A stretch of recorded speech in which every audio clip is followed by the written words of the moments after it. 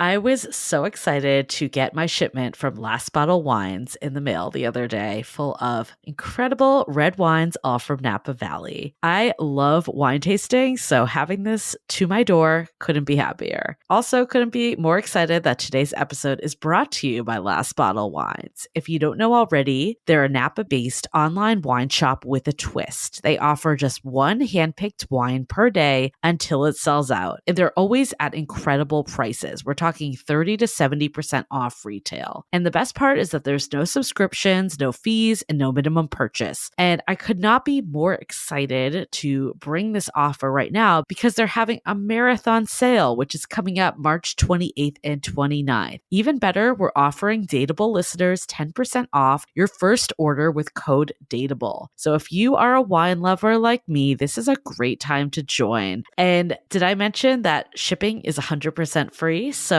what are you waiting for? Mark your calendar for March 28th and 29th, or get on it earlier if you want. You can sign up at lastbottlewines.com and use code DATEABLE and find out why Last Bottle is the most fun way to discover and buy amazing wine. We are so thrilled to be partnering with Hinge. Hinge is the dating app designed to be deleted. As you all know, I'm a huge Hinge advocate as I met my partner of almost 3 years on the app. Even before meeting him, Hinge was always my go-to app because I met more relationship-minded people here and had some great dates. Clearly, I haven't been on the app for a little while, but I re-downloaded it to check out some of the new features. One that stood out to me was the voice prompt, my best friend's take on why you should date me, where your friend can hype you up. Not only does this make the profile creation less daunting, but it's not always easy to see your own green flags. So to test it out, I asked Yue some fun prompts to get her take on what I could put if I was dating again. So the first one, how long have we known each other? What was your first impression of me and how has that changed? Julie and I have known each other for almost 10 years. My first impression of Julie was that she's very social, but I've learned that she has a lot more depth to her beyond the social butterfly that she is. My next prompt, what do you think are my green flags? I would say she's deeply loyal. She believes in love, curious mindset, and she is fearlessly ambitious. And then last but not least, what kind of friend am I? Julie is the kind of friend who will always have your back, no matter what. Damn, that feels nice to hear. So download Hinge and try voice prompts today. Then find someone worth deleting the app for. The Dateable podcast is an insider's look into modern dating that the Huffington Post calls one of the top 10 podcasts about love and sex. On each episode, we'll talk to real daters about everything from sex parties to sex droughts, date fails to diaper fetishes, and first moves to first loves. I'm your host, Yue Xu, former dating coach turned dating sociologist. You'll also hear from my co-host and producer, Julie Krafchick, as we explore this crazy dateable world. Hey everyone, welcome to another episode of Dateable, a show all about modern dating. Confessions of two podcasters who recorded an episode from a long time ago, but it's such a good episode. So we did do this episode with Brad a while back. You know what though? When I was editing it, I'm like, this was such a good episode. And I'm so glad it's like coming out to the world. It might be a year ago. We're usually pretty timely on episodes. This one though, like the topic is relevant anytime, right? Yeah. It's not like it needs to be to you guys tomorrow or a major trend is going to change, right? Right. We're basically talking about age and feeling too old to date. And the fact we talked to Brad, who is a man, I feel like we have this perception that it's only a woman thing, that we have a biological clock. But he was like, anyone that lies and doesn't feel like age factors in is kidding themselves. Yeah, exactly. I think age plays into so much of it because now with online dating, you also see that your choices go down as you age. Yeah. I mean, you see people that are like flat out putting like 39. Yeah. And then in their profile, like, actually, I'm 45 because they don't want that cutoff. And same with like 30, 34 to 35, like all those cutoff. I think we've talked about this in previous episodes, but I saw a major drop off when I turned 35. I remember dating at 33 thinking, oh my gosh, there's so many options. Because 33 is actually a pretty hot age. Yeah. Because you can do like late 20s and then you can do 30s and 40s. Yeah. But somehow 35 for a woman, you just... I don't know. I mean, I definitely feel like lately it's been a bit of a drop off. I think I actually maybe experienced it more going from 35 to 36. I don't know. Interesting. I don't know either. But definitely your options are less. I guess it's not a terrible thing because you don't actually want as many options as you get older. I feel like that was always that stereotypical thing. Like as you get older, you have less options. Everyone's married and settled down. But I think also now with so many people getting divorced, like they come back revitalized. They come back. I remember I was out to dinner with some guys and one of them said he was recently divorced, so he got back on the apps and he recognized some of the women from before he was divorced. Yeah. He's like, we've come full circle. I remember her from 7 years ago. Wow. Yeah, I mean, I think there is something, there's like a mental thing, and I think we talk about this in the episode of you're never too old to date, right? But there's something about feeling like dating is for people that are in their like teens and 20s and younger adulthood. There is that shift, I think, when you end a relationship and you go back on a dating app and you're like,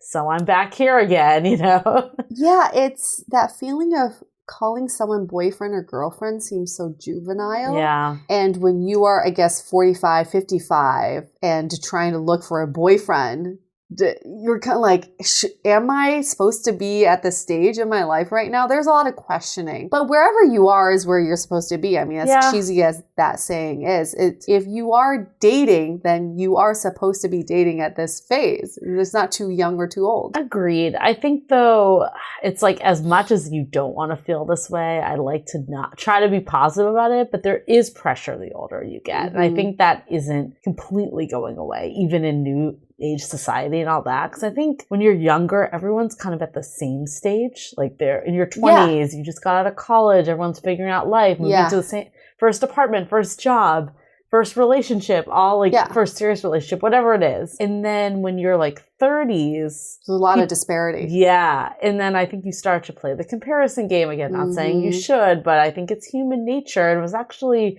refreshing that Brad called it out on this episode. It was like, look, like, I'm not going to say I don't feel that way because I do. And I think that's just natural. And it's the pressures that we put on ourselves. Yeah. It's that internal dialogue that I have a hard time shedding for sure. Oh my God, and media keeps feeding into it. I never in my teens thought I would be where I am today in my late 30s. No, I remember also like my therapist, I remember talking to her about this because I had come out of a really serious relationship that I was devastated about. And of course, when you're coming out of that, it was the year that I had like 10 weddings that I was in. So like perfect timing, you know, to be reminded every time. And I remember being like, oh my God, I really can't believe I'm going to my cousin's wedding. I'm like the oldest of all of us. And I'm the only one that's not settled down. Like that was the mindset I was in. I'm like, my youngest cousin is getting married before me. It was just, I think it was like a tough time in my life, right? Just everything compounded. And I remember my therapist being like, look, no one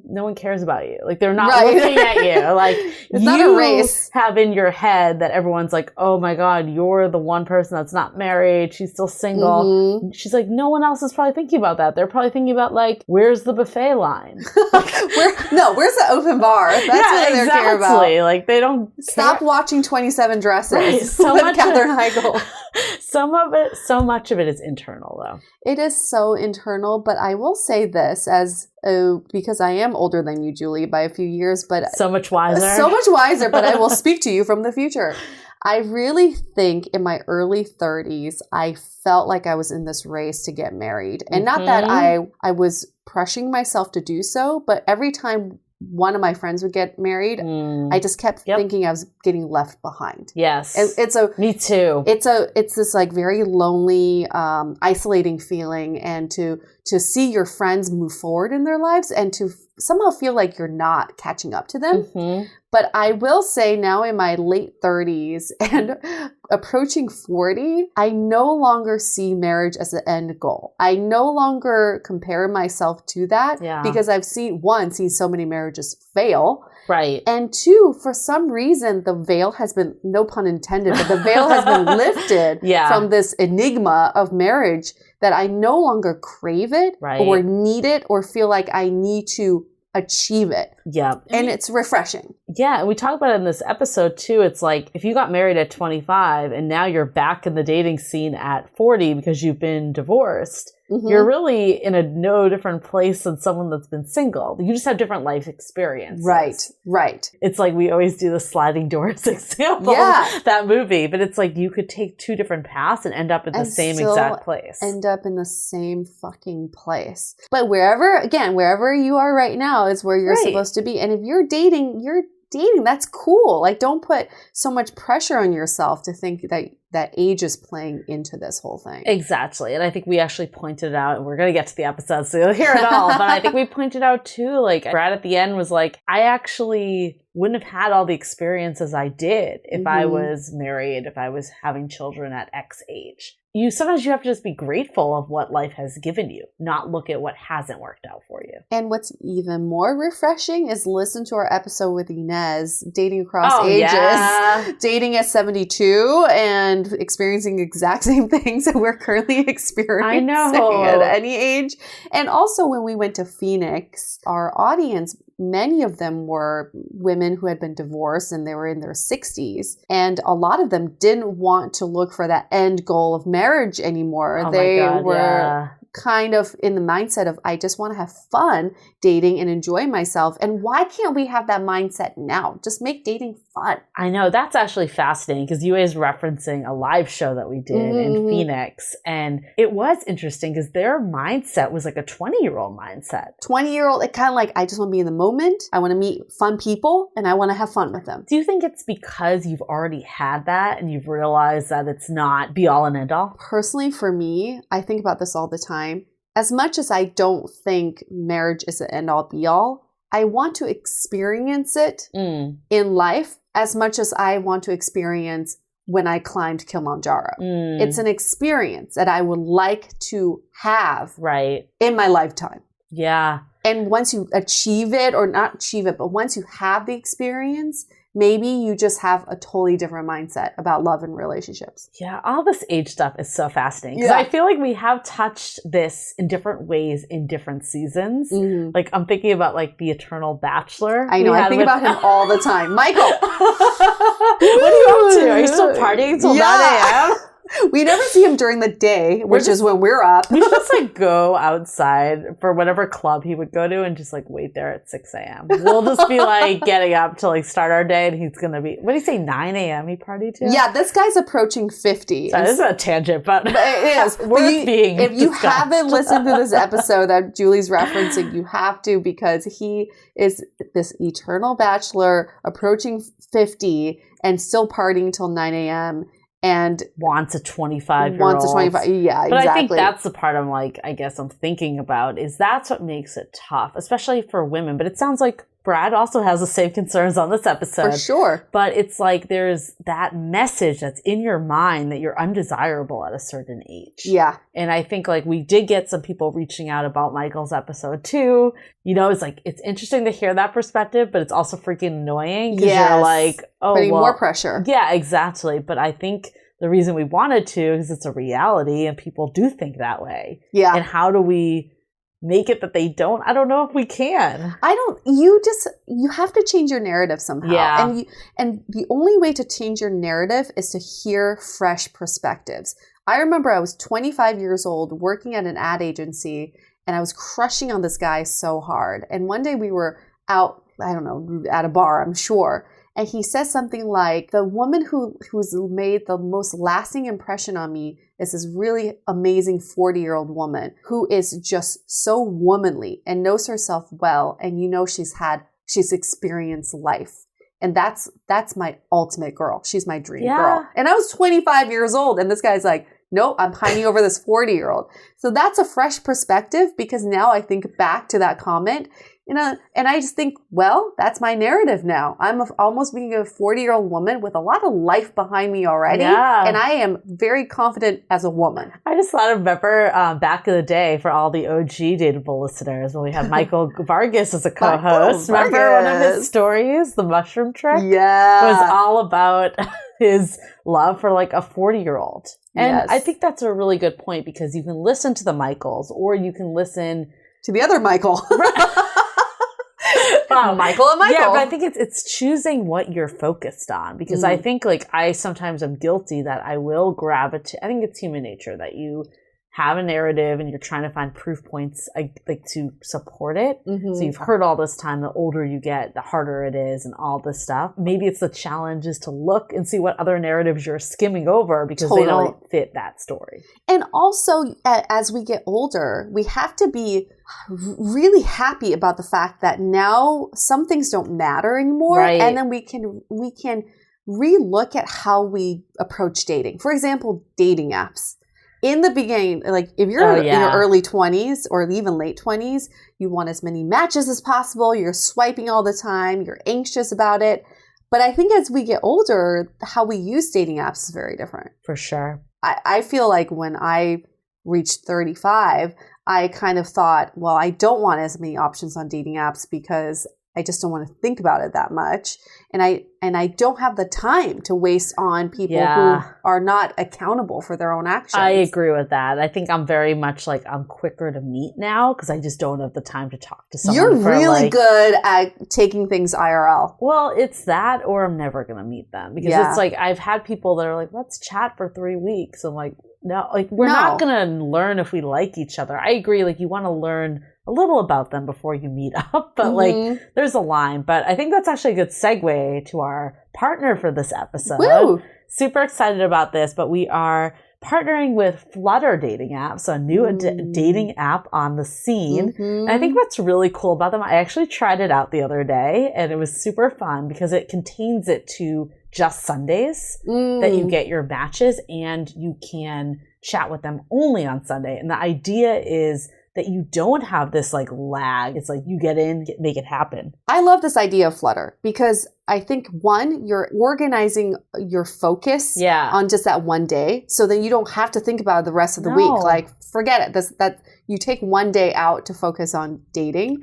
Sunday's the perfect day really too, is. because it's like I've tried to make dates on Sunday and it's always really tough because you're like, oh, I just want to like, I don't know, lay and watch TV before the week starts. But you can just be on your app. That's easy. Good job for Flutter for coming out with something new. Yeah, well, I'm excited to try to get it on a Sunday, but I'd love to hear other of our listeners' experiences. So you can download it in the App Store right now on iOS right now. And they're currently only in SF currently. Bay Area.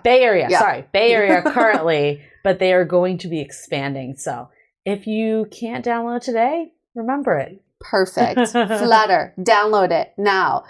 And Brad, should we introduce who Brad is? Let's get to our conversation with Brad. He currently lives in New York City, originally from Detroit. He is 35, but we recorded this so long ago, he might be 45 by now. He's probably 36. Brad, he's 80. Brad, how much have you aged? At the time we recorded, he was dating someone, but didn't define the relationship yet. So hopefully by now they've defined the relationship. In either direction, Yeah, because he also does a podcast called Too Old to Date, which is where this all stemmed from. It's a scripted comedy podcast about dating. I just want to add this one last thought I had because someone told me this a while ago after they gave birth, and they were saying, okay, this is related to aging and just aging in general. Have you noticed as you get older, the days seem shorter and your time just flies by, like your years become shortened? Well, there's a reason for that because how you perceive time is relative to how long you've been alive. So think about a baby. Interesting. Like a 1-year-old baby. Another year is their whole lifetime. They've only experienced a year. So if they experience another year, that seems like a lifetime because they've only been alive for a year. Fascinating. Right? So as we get older, we feel like time goes so fast. So we feel like we need to like get more things done. Or sometimes we're like, don't waste my time because my time is more precious. And that's actually, it's not just a perception. It's how it's true. It's actual. So we should think about that as aging and dating too. It's like, cut out the bullshit because your time is flying by. Right. Yeah. Was that a mic drop? That was a mic drop. Turn it to Brad.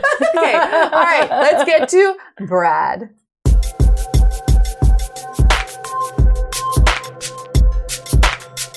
We've talked about men Dating in New York. Remember those episodes, Julie? Oh, yeah. Where we had a few guests who came on and they would do that like location swiping. They're in San Francisco and they change their location to New York and swipe for women in New York, line them up in their pipeline, go to New York and date their asses off. Our guest today has a different side of the story. He lives in New York and is going to tell us all about what it's like dating there, especially as a 35-year-old. So, Brad, you still there? I'm still here. Is 35 exceptionally old for y'all? No, we're like the same age, but Okay, you've got the podcast Too Old to Date, so that's why we're going to hear from you if it's too old. You are a geriatric, okay? We've got a geriatric on the phone from New York. We got The Brad nursing here. homes are filled with syphilis. That is a fact, by the way. That is a true thing. Brad is also the creator of the scripted comedy podcast Too Old to Date, where it takes us through the dating lives of Michael and Bradley. Would you be Bradley, Brad? That's me. We really stretched for characters on this one.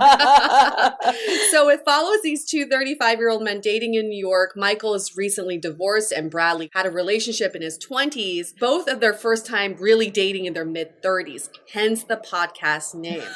So let's talk about that. How is your character similar to Bradley's character? When we started the show, it was pretty much like beat for beat what's happening in our dating lives, or at least when we started writing the show. So the process of making an episode of Too Old to Date is kind of a long and painful one. From like beginning to write a script to getting it produced and out takes quite a bit of time, to the point that like what was happening when we wrote the episode is definitely not happening anymore. So in the beginning, the character was of Bradley and the character of Michael were exactly what was going on. And by the time we were actually airing the show, Mike was already in another relationship, and I was dealing with like a different slate of people than I was when the show started. So I've listened to a couple episodes. I really love it. And I think one thing that is really interesting to me, because obviously I have more of a woman's perspective in dating, but it seems like both of your characters have a lot of challenges kind of with women responding and actually showing up for dates. Is this something that you experience in your dating life in New York? Yeah. So, I mean, flaking's a huge problem, I think, probably anywhere. I don't date anywhere else, so I don't know. But I think getting anyone to show up, but also from my female friend's point of view, getting people to just commit to a date is really tough. And the amount of points of contact you have to have between when you first started speaking to someone and actually meeting them face to face, it's insane how many times you have to chat and follow up and make sure that it's still happening, while at the same time not seeming too overeager and spoiling the whole thing before it even takes off. It's a huge problem. Now, Mike has actually been stood up a few times, which was the basis of, I think, the first or second episode storyline. Thankfully, that's never happened to me. The first online date I ever tried to go on when I moved to New York, she canceled on me as I was putting my shoes on. So at least I never left my apartment. Well, at least you had some time. Right. 30 whole minutes. Yeah. Right. So I think like she was really cutting it close, but I've never had to like suffer the embarrassment of showing up somewhere and having the other person not show up. And he had, and I thought that was fascinating because to me that had only happened in TV shows. I couldn't imagine that happening in real life. When he told me that really happened to him, I was like, yeah, we're doing that one right away. How many times did that happen to him? Like it happened to him twice in 1 week. Oh, damn. So we only talked about it once in the show, but it happened to him twice in the same week. He was coming out of a marriage and was like, I think trying to go out with as many people as he could. And he really ran into a lot of terrible problems when he was first he started like dating. wanting to get back with his ex-wife by then? I mean, sometimes those thoughts could cross your mind. The backslide is very dangerous, but I don't think that ever happened to him. I feel like I've talked to a lot of male friends and they've said that flaking is a very real thing. Like they are never sure, like until day of that person, like not even day of, like hour before that person is going to show up. It's tough when you've never met someone like this, like in this situation. Sure. I think a lot of people do this where we're to a point where people are making multiple dates in a day. Yeah. Or even short of doing that, there's someone that they like already that they've been on a few dates with, and you're the hedge date. Right. You're the like, I'm feeling insecure, so I'm just going to make this date for that date. And that, you know, like any kind of thing where you're a contingency plan or you're like number 2 on a list, you're very likely to get canceled on. So I just feel like it's just being disrespectful of other people's time because they're trying to optimize their own time. Right. But end of the day, I believe in karma. Whatever goes around comes around, and these people will learn their lesson. So in my intro, I talked about these two male guests who came on our show who talked about dating in New York and how wonderful it was and how the dating scene in San Francisco couldn't even compare. What would you say to these guys? Like, how would you describe the New York dating scene from a male's perspective? So they were saying that the New York dating scene was so much better than the San Francisco dating scene? Yes, so I'll give you a couple bullet points. They said that women take better care of their looks, so they put in more effort on dates. They're more aggressive, and also there's just more women. So I think all of that sounds kind of gross. Gross? Yeah, it's like a little gross. I don't know. Maybe just I'm hearing it in the context of I just came from a dinner party that was like all women, and so everything dudes say sounds gross to me right now. Trust me, this episode did not get good reception. So yeah, I bet you're probably spot on. But point for point, I doubt very much that women take better care of their looks in any one city than another. I mean, I'm sure there's like differences in culture between like a rural area and urban area, suburban area, but I think people in cities are generally pretty image conscious. There's a lot of people around. I think here you'll meet people who are both aggressive and not aggressive. Every kind of person is here. I haven't noticed there to be any kind of theme. I'm sure if you date people who are like, let's say you have a type of woman that you like or a type of man that you're into, you're probably going to find that they're more of one way or the other. But if you're just open to meeting people in general, I don't think New York has any specific kind of person. And then that third point that there are more women, it is statistically true that there's more women than men here, but you're not trying to date every woman in New York, and every woman's not trying to date every man in New York. Right. You're only trying to date people in like your age group and people that you're attracted to and might be attracted to you. And that probably is pretty even on a male to female ratio. How would you describe the New York dating scene then? It's just too many people. So because of that, everyone flakes and everyone's like quickly on to the next, and there's not a lot of room for error. And because of that, I think a lot of people, when they date for any given amount of time, they burn out. So I'll meet people who are either just having met someone and are getting into something and they're really excited, and I'm like, oh, I'm excited to watch that other shoe drop. Or you'll meet people who have just been on like 12 bad dates in 2 weeks. Wow. And then they're burned out, and then they won't do anything for a while. So it is, I do think it's getting harder and harder because people are pretty cynical because of the amount of folks here who are doing it. But I'm sure because of that, there's probably a bit of a backlash coming soon. Like a let's all get off dating apps kind of situation. I think it's already happening. Yeah. Yeah. Let's hold that thought for a sec. We'll get right back to it. This episode is sponsored by Via. We all know there are things that can help set the mood in the bedroom, but did you know a little THC could also do that? Yes, Via has developed a unique blend of pleasure-enhancing cannabinoids, libido-strengthening herbs, and a low dose of THC all into one mind-blowing gummy called High Love. This gummy, wow, it will awaken your senses, increase blood flow, and intensify any sexual experience. I've been pleasantly surprised by the High Love gummies because it is just the right amount of THC for me to have a good time without feeling sleepy. And hey, if THC is not your thing, Via also offers a wide array of other gummies without it. And everything legally ships in 50 states with discreet packaging directly to your door. So if you're over 21, you can get 15% off and a free pack of award-winning Dreams THC plus CBN sleep gummies with our exclusive code DATEABLE at viahemp.com. That's VIIAHEMP.com. Let the gummies work their magic. Head to viahemp.com and use the code DATEABLE to receive 15% off and one free sample of their Sleepy Dream gummies. That's viahemp.com and use the code DATEABLE at checkout. Take your passion and pleasure to a whole new level with High Love from Via Hemp. As you know, I recently left my corporate job and I've been in total recovery mode, all about self-care. One of my new routines is the nighttime shower before bed. There's just something about washing away the day and that reflection that's been super helpful for me. I've been using one of our partners, Osea's Mega Moisture Duo. This combo body oil and body lotion are so freaking incredible. It literally feels like I'm at a spa. I realized that the secret is seaweed and other skin level ingredients that are normally reserved for face products. And that's why I was so excited when Osea became one of our partners. And, you know, we're so grateful for partners like this because one, they keep the show going, but they're also super super good for all of our listeners and for our own well-being. So if you want to have that nighttime bliss like I am doing, you can get 10% off your first order site-wide with code DATEABLE at oseamalibu.com. You'll get free samples with every order and free shipping on orders over $60. So head to oseamalibu.com and use the code DATEABLE for 10% off. Let us know which products you end up going with. Share them in social. Super excited to see what you end up choosing.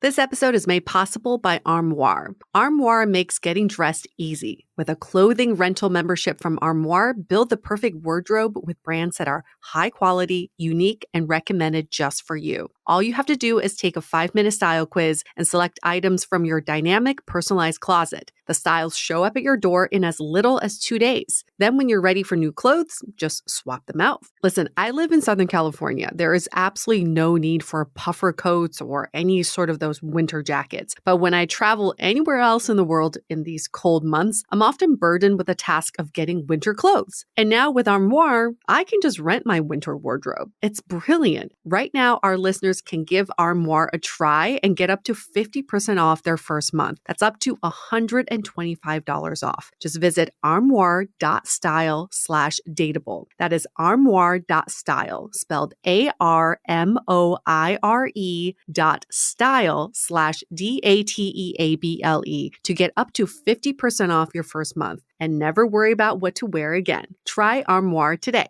But you talk about, so you are 35 years old, dating now. When was your last serious relationship? It ended 4 years ago. I was 31. And in your 20s, did you have a lot of relationships or did you date a lot then? Serial monogamy all the way through. Wow. Before this one ended, did you do any sort of online dating? Well, a lot of them I met through online dating, but I feel like, so I moved to New York 11 years ago, and online dating then was sort of still embarrassing. So people who did it were pretty like loyal. And someone who was like, we're all in this together. So we're going to make this thing work. The first 2 girls that I dated, both for a couple of years, I met online. What site? The first one was JDate. Okay. Not JSwipe, like an actual website that you had to go on and pay we for. know JDate. And then after that, it was, oh my God, do I not remember? That's embarrassing. I actually don't remember the app that I met the next one on, but we were together for quite a while. And then after that, I dated someone who I met through a friend and got to feel normal for a little bit. How different do you think dating is in your 20s versus your 30s?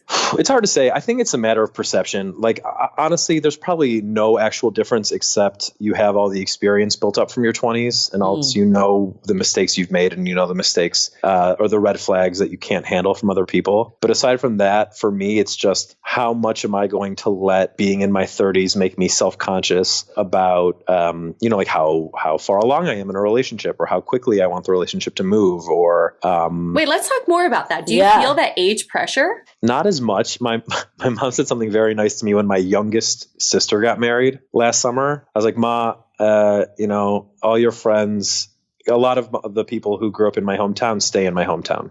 And then they get married. They settle down pretty quickly, as hometown people tend to do. And I said, is it embarrassing to you at all that all your friends' kids are married and I'm not? And she's like, oh no, you skipped your first divorce. I'm really happy about that. And that takes a ton of the pressure off. Plus, both my sisters, or one of my sisters, has a kid already. My dad, I was the only boy, but my dad decided that he would just get married again, and he had another son. So there's someone to carry on the family name if I don't do it. So I lucked out in that regard. My parents are pretty chill about that kind of thing. But I think about it more in terms of like, when I think about dating, are women thinking about that in terms of, do they really want old sperm for their babies? Do people, have you heard that from women, or this is just in your head? It's probably a combination of like, not what I hear from women who I'm actually going out with, but what I hear from like my friends and my female friends and their anxieties about their age and how, and like reasons they might not date much older, although they're my age. So they're dating older than me, but not very much. So I don't think about it in terms of like where I'm at now, but like, should this relationship that I'm in now not work out, what happens next? So what are some of the things that they say about dating older men? I mean, so I think there's an appeal to it in terms of just you're dating someone who has more experience experience. But there is some of like, so I've never been engaged. I've never been married. When my writing partner, Mike, was dating, I think there were some women who liked the fact that he'd been divorced because he had the experience of being married. It showed some level of maturity. You hear a lot of people being like, oh, he was divorced, he has baggage. But if you meet Mike, you can see he doesn't have baggage. So it just seems like he went through this experience that probably taught him a lot, which is true, and probably why he's already married again now. Oh, he is? Wow. Yeah, and he just had a baby a couple months ago. Wow. Yeah, he really did it fast. But do you think about age when you're dating? Like, do you look at a girl's age and think, oh, she is too old or she's too young? Yeah, I really don't. I know I do think that men do in general, but I really don't. And I think it's because I could go either way on kids. Like I would like kids, but I don't see it as being the end of the world if I don't have them. That gives me a bit of relief in terms of that too. Although the woman I'm seeing now is 29, so maybe I'm being hypocritical when I say that and not practicing what I preach. But why? In what way? In that, like, she's of an age where, like, I'm dating someone where time is not really an issue. There's a decent amount of time there to let she has things some play runway. out. Okay. Right. Got it. So I guess, like, are you feeling pressure? Is it more just like, if this doesn't work out, I'm wasting time? Yeah, I do think about that anytime I start to get into something with anyone. But then it doesn't actually affect my actions all that much. Or maybe it does. No, it definitely doesn't. Because in the last, I would say 2 or 3 years, anyone that I've really liked, the extracurriculars about them, the age, where they're from, what kind of person they are, like, it faded away if I had feelings for them. It didn't really matter. So any pressure I feel is more about a little voice in my head saying, if this doesn't work, you're going to be a calendar year older when you're done with this. And who are you going to be appealing to? When really, like, there's no reason to worry about that, especially here, because there's so many people, someone will like you. That's interesting that you have those thoughts as a male. Yeah, I think that anyone who tells you they don't is lying or a sociopath. What are you looking for? Are you looking for marriage? Yeah, for sure. I definitely want a long-term partner. So it sounds like you've always been relationship minded, being a serial monogamist for over a decade. Do you feel sometimes that maybe you want to go the complete opposite and just be a serial dater for a while? Well, no, because so before I started dating this person, I was not intentionally, but I was single for 3 years. And I was dating a ton in those 3 years. And while on the one hand, it was nice to have that kind of independence, it's very lonely. And I think I'm the kind of person who sort of like leans towards if it's been, 6 months and I haven't had any kind of significant relationship, it starts to feel like, oh my God, that's probably not going to happen again. Or, oh my God, that's a real big hole that's missing. So no, I think, I've had the dating experience, and the thought of like dating a ton of people doesn't excite me at all anymore. Okay. So 31 was your last serious relationship. And then from there until this current person that you're dating but haven't defined yet, you've been single. Yeah, just some like little 1 to 3 month stingers in there. Why do you think none of those got past the 1 to 3 month mark? I think it's a variety of reasons. I mean, in one case, it was just the person who I had the most feelings for before this one. It was chasing someone because I had it in my head that it was a good idea, and she clearly didn't. I was actually a guest on a podcast the day after she broke up with me, and I've like gone back and listened to that interview a couple times and thought to myself,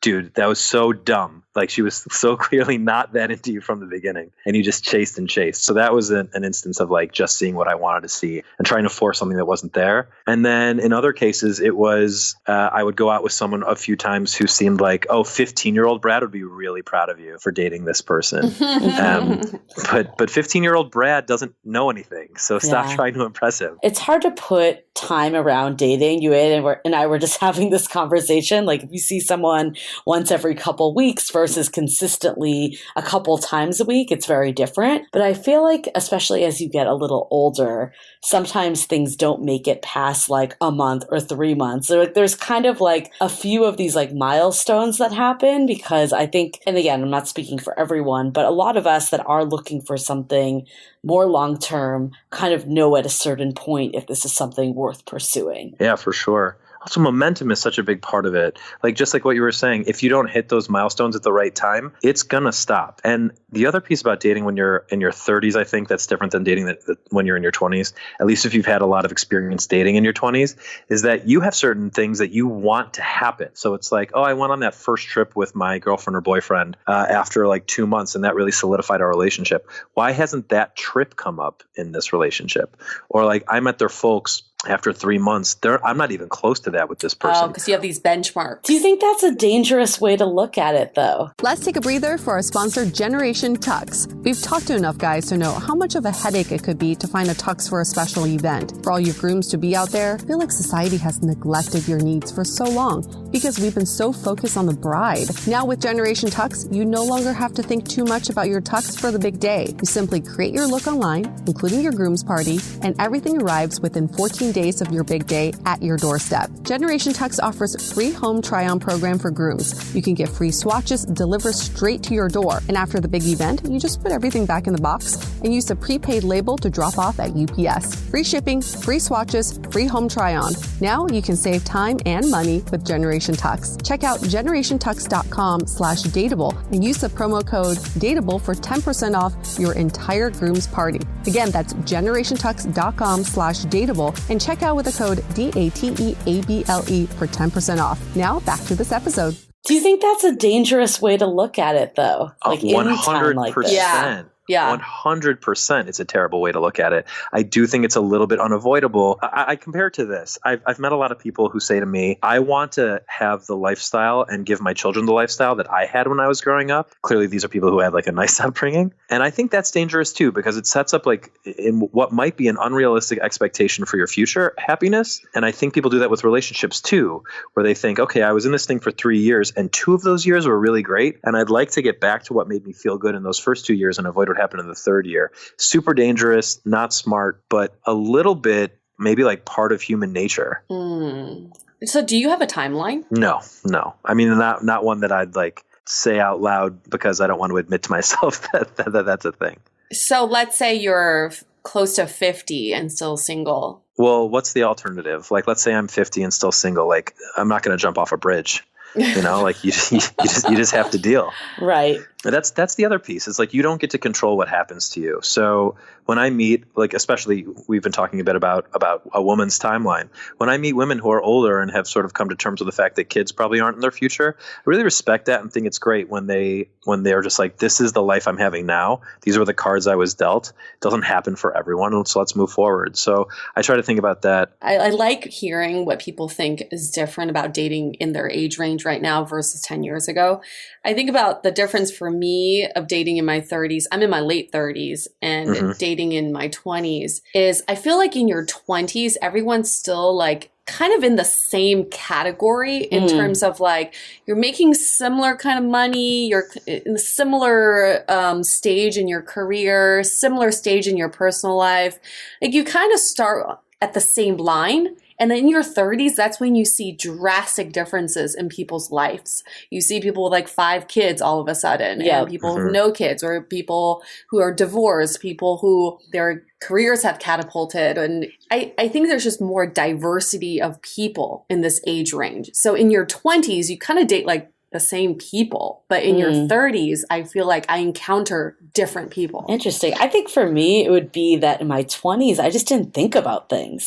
Like I was kind of more go with the flow. And honestly, I don't know if that's a good or bad thing. I think in some ways, it's a really great thing to let things like naturally develop and not put these timelines like, oh, I didn't go on vacation with them in month 1, something's doomed. Like, I think that is a little dangerous. But at the same time, if you don't have any like goals that you're going for or like a vision, things can just kind of like not go anywhere.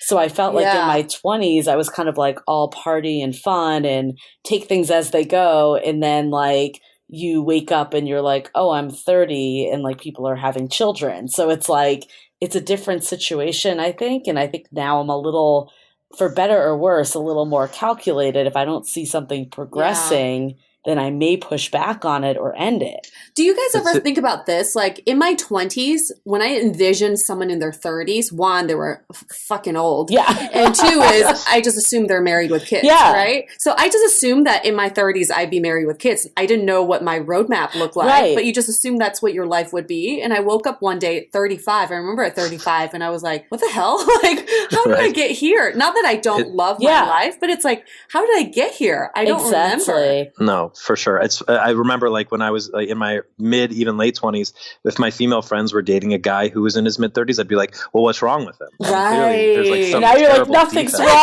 Now you're like, what do you mean? What do you mean there's something wrong with them? I don't want to take people in their 20s out of my age range out of dating app. But like, I do think about like, well, let's say I meet a girl who's 26. What are her guy friends going to think about me? Yeah. I think it's interesting though, because it's like on one side, because I kind of had that same moment like you just said, Yue, that you're like, wait, all of a sudden, like, I'm X age and I'm single. Like, what is going on? How did I get here? But I think at the same time, like, I remember talking about this in like therapy. And it's like, when you're in a certain age, like, that's where you are at that point in your life. And sometimes I'm like, I just wish I like started dating younger. Like, I wish I like had more like serious situations earlier in my life and could have gotten over those heartbreaks and moved forward and all of this, just done it all a little earlier. So I might not be where I am at this age. But I don't know that it matters, because like the right person had to come around, or still has to come around, regardless of what you've already been through. Yeah, and like, I think maybe that person just hasn't yet. That's what I was going to say. Is like my therapist basically was like, listen to your therapist. Yeah, like they were like, she was basically like, you are where you are because you weren't there then, and like your experiences are all building on each other to get you to where you are. So it's like it's easier in retrospect to say you wish you did things differently, but like at that moment, like that wasn't what you wanted to do. You know, I had a really interesting moment when I was 30. I was in New York. I was dating a 25-year-old and a 35-year-old. So see, when you're 30, you can date that whole range, right? So I was dating someone who was sort of like 2 years out of college, starting out his career, and someone who was a very established sports anchor in New York. And it was so different because the older guy would take me to these fancy dinners and we would have leftovers and I save it for the younger guy because I knew he was so broke. You know, just paying it forward. What is that character that helps poor people? Wait, what was Robin it? Hood? The Robin Hood. Hooding.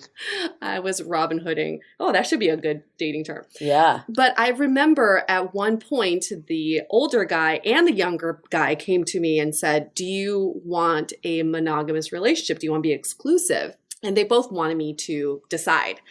And I had a moment, I was sitting with my girlfriends and I was like, I don't know if I'm ready to choose this 35-year-old who's so ready for marriage and kids, or this 25-year-old who's just trying to figure out himself and super fun. And who do you think I chose? The 25-year-old. Yes, I did. Sure. So when I look back on that moment, I chose this life. I chose to go that kind of younger route and still trying to find myself. So I don't have... Obviously, we shouldn't have any regrets, but I look back on that moment and I say, wow, I purposefully chose that. Yeah, but I route. think you probably just weren't ready at that point, or he wasn't the right person, one of those two things. Yeah, well. And you probably, and with the older guy, if you're not ready and you can see this actually being something, that could have been scary. Or if he wasn't the right person, you're like, this might actually happen. Where the younger guy, even if you didn't think he was the right person, you're probably like, nothing's actually going to happen. That's true. Yeah, that's true. I can see that. It's an awesome storyline. Fantastic. Yeah, seriously. Write it into yours. Those are the two extremes that you have. It is interesting, though, like what advice you would give your younger self dating. Yeah, what would you say to your younger self, Brad? I would tell myself to relax and like, so first off, how young are we talking? Like, let's say 25. Actually, I think 25-year-old Brad like sort of had it figured out, and I kind of wish that he really? What would you give to 31-year-old Brad? 21-year-old Brad, I would tell like cut all the blonde out of your hair and what? You had blonde hair? I bleached my hair a few times in college. I think that's a good huge mistake, but it's Detroit. Everyone does it. You know what though? I think that's a good point though, is because like we're saying in retrospect, oh, in my 20s I would have dated more or something like that. But you could be dating all the time and have super serious relationships. You could get married and you could end up in the same place. And like you just never know with life any time of your stage. Like people that are happily married now, in theory, could be having a divorce party and being re-entered into the singles market for the very first time. So like you just, that's just life. I guess you just can never, like it goes back to like, would you have stared at a different way? I guess like you just can't look at it that way. I remember having a conversation with our friend Melissa about that movie Sliding Doors. And she only remembered the beginning of the movie where she had, you know, two different lives that could have happened. But I only remember the end of that movie where she ended up in the same position regardless of the storyline. So you kind of just, you're just supposed to be on whatever path that you're supposed to be on, and then you just end up where you're supposed to be. But I do have to say, in my 20s, although I think all of us were trying to explore and being open-minded and seeing what's out there, I felt like I knew everything. Like I felt invincible. I felt like I had my shit together. I thought I had my life planned out. I don't know if you guys felt that way. No? When I was in college, I was dating someone from like the first day of orientation through the beginning of senior year. And I thought for sure she and I'd be married we'd stay together, we'd be married at 26, have kids, the whole thing. And then of course, by the time I got to senior, I was like, oh, that's not on the table anymore. Nope, not so much. I'm just the type of person though that I can't think more than like a couple months in the future. Like I have a hard time like thinking far in advance, and I think that's a blessing and a curse. Well, where do you think that comes from? Where does that come from? Ooh, you're psychoanalyzing me now. I'm just kidding. Therapy session. I don't know where that comes from. And I did talk about this with my therapist too. Is I remember like I was deciding whether I should like get back together with an ex-boyfriend. And a friend of mine was like, well, what do you want your life to look like in 5 years? And how does he fit into it? And I was like, I have no idea. I'm like, I know what I'm having for dinner. Yeah, I'm like, I have no idea. And then like, I remember bringing it up to my therapist and her saying like, that's not always a bad thing, because like you literally cannot plan out the next 5 years of your life. Like even if you try to, like it's just not going to happen the way you think it's going to happen. The pro is that you're not like setting yourself up for disappointment either.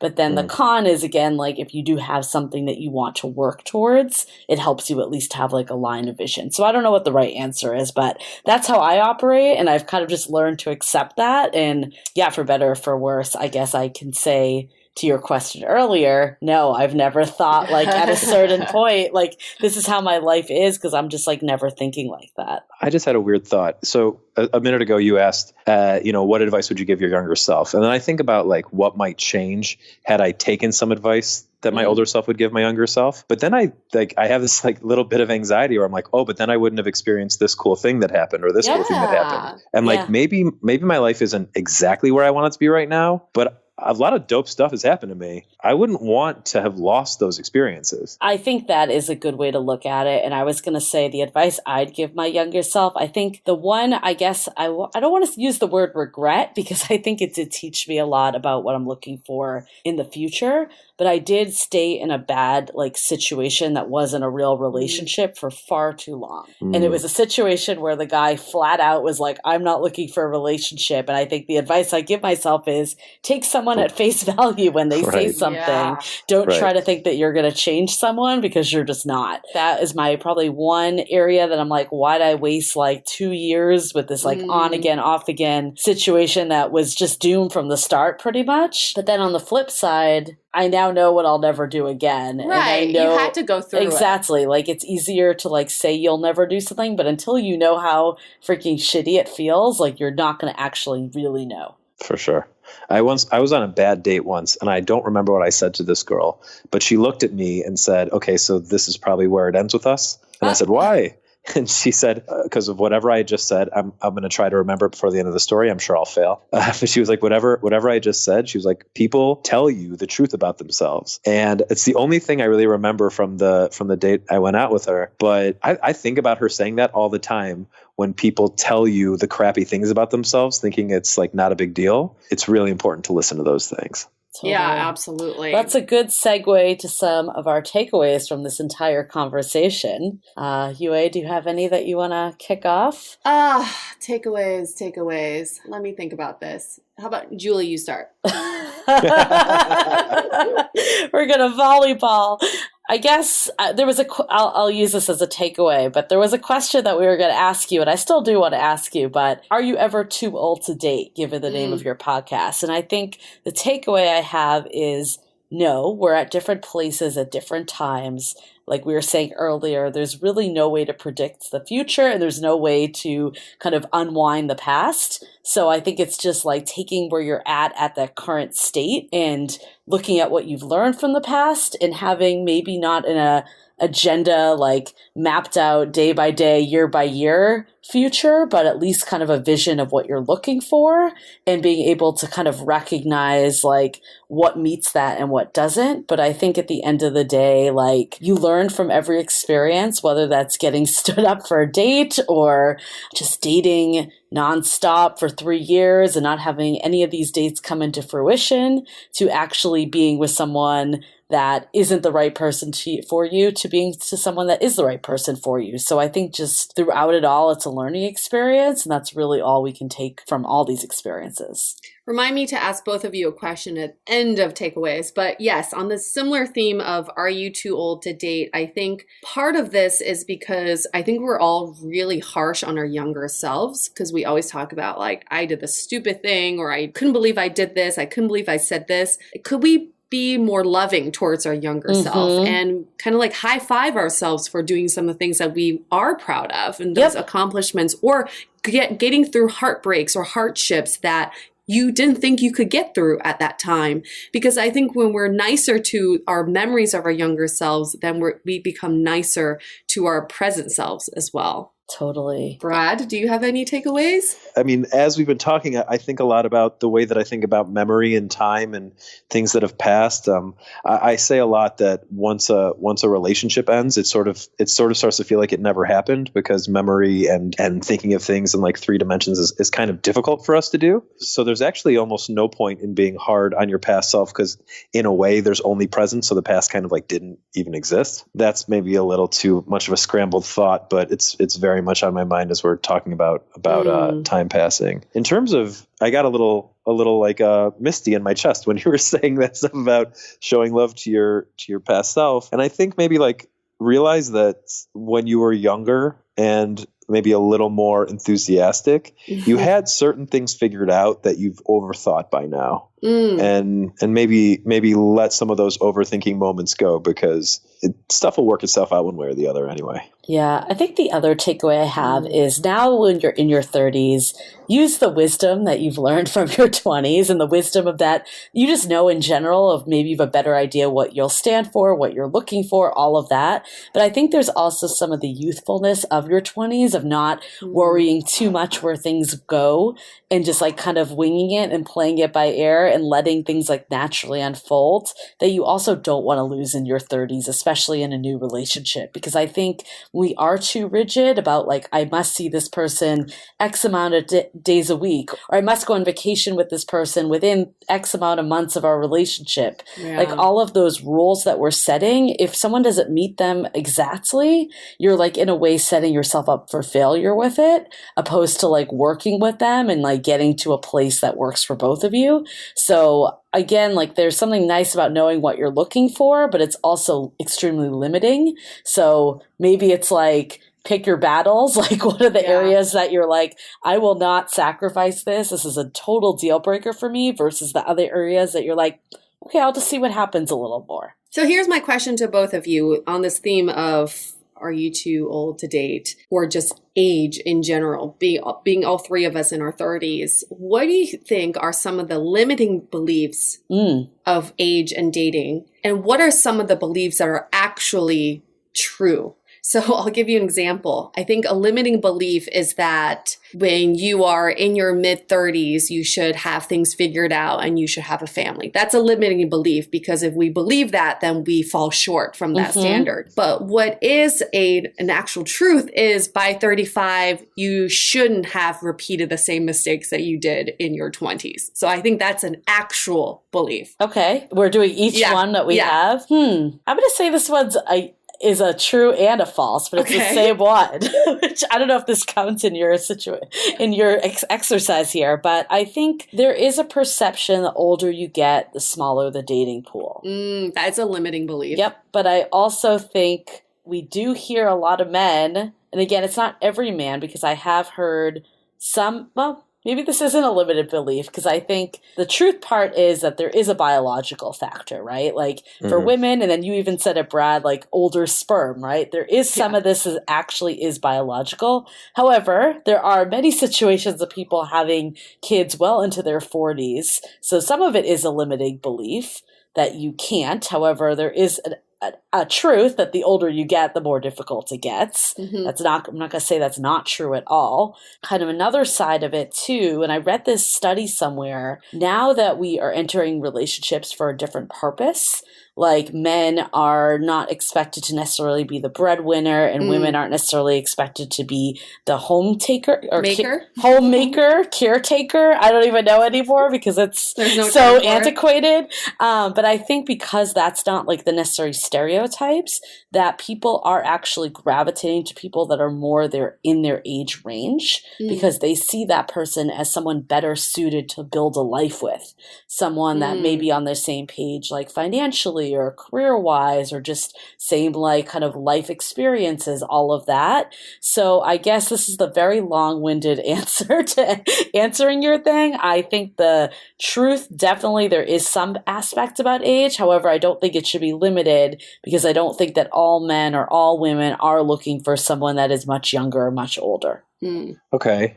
I think a limiting belief is that any of the life cycle events or typical tropes of relationships, marriage, having a family, that any of those things will necessarily make you happy. And I think that something that is true is that you should be open to those things happening, because you want someone to take care of you when you're older. And you will be alone if you just buy too much into, I can be happy on my own terms, I don't need to think about what culture does. I think that's very true. My parents live right next to a senior community, and I hear that from them all the time. They said the most important thing to have when you're at their age, which is like 60s, 70s, is companionship. Yeah, but I would also argue that if that's I'm not saying that's what you said, this is the only reason, but if the only reason you're trying to find someone is so you're not alone when you're old, I don't know if that's necessarily the right approach either, because there's no guarantees, as we've talked about. Like, you could find someone, you could get divorced, or God forbid something even worse happens. Like, you just never know. Like, I've had this conversation before too around having children. It's like, I don't know if I want them now, but maybe in a few years I'll feel differently. Or when I'm older, like, I want someone to take care of me, but like, you can't necessarily do things because of those reasons, because like, it just might not play out that way. For sure. But by that same sort of, I don't want to say logic, but by that same thinking, you could die tomorrow, but it doesn't mean you shouldn't put money in your retirement account. It's definitely should not be the only reason you do anything is because there will be someone to visit you in the old folks home. But it doesn't hurt to maybe have a contingency plan, or maybe have it somewhere in your mind that like, oh, maybe I should be a little bit more open to something that doesn't seem perfect. This is somewhere that we're all going in a best case scenario.